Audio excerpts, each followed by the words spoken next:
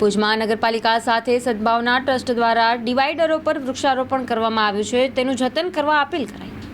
ગરમી દર વર્ષે પડે છે। ગરમીની માત્રા દર વર્ષે જે હોય છે એ જ માત્રા છે। ગરમીથી બચવા માટે આપણે મોટા પ્રમાણમાં વૃક્ષારોપણ કરવું પડે।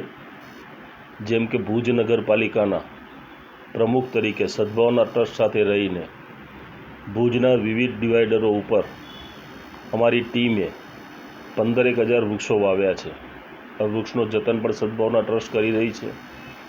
ઘણી જગ્યાએ લોકો પણ આ વૃક્ષને પાણી પણ આપે છે, પણ ઘણી જગ્યાએ લોકો વૃક્ષો ક્યારેક આડાઅવળા થઈ જાય કે પવનમાં તૂટે છે તો એની માવજત કરતા નથી। તો આપના માધ્યમ દ્વારા ભુજના શહેરીજનોને અપીલ કરું છું, વિનંતી કરું છું કે જે વૃક્ષારોપણ થયેલો છે એને આપ પાણી આપો।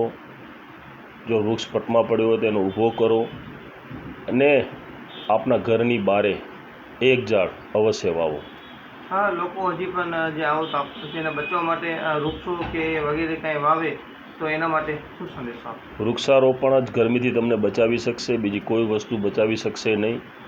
આજે જ કોઈ પેપરની અંદર મેં જોયું કે ગામડા અને શહેરના તાપમાનમાં 6 ડિગ્રીનો ફરક હોય છે। તો ગામડાની અંદર વૃક્ષારોપણ વાડી વિસ્તારના કારણે ટેમ્પરેચર ડાઉન રહે છે। જો શહેરી વિસ્તારમાં પણ મોટા પ્રમાણમાં વૃક્ષારોપણ થશે તો ટેમ્પરેચર ડાઉન રહેશે અને જે વૃક્ષારોપણ થયેલું છે એનો શહેરીજનો માવજત કરશે તો આવનારા દિવસોમાં જે ગરમી છે એનો પારો ડાઉન થઈ શકશે।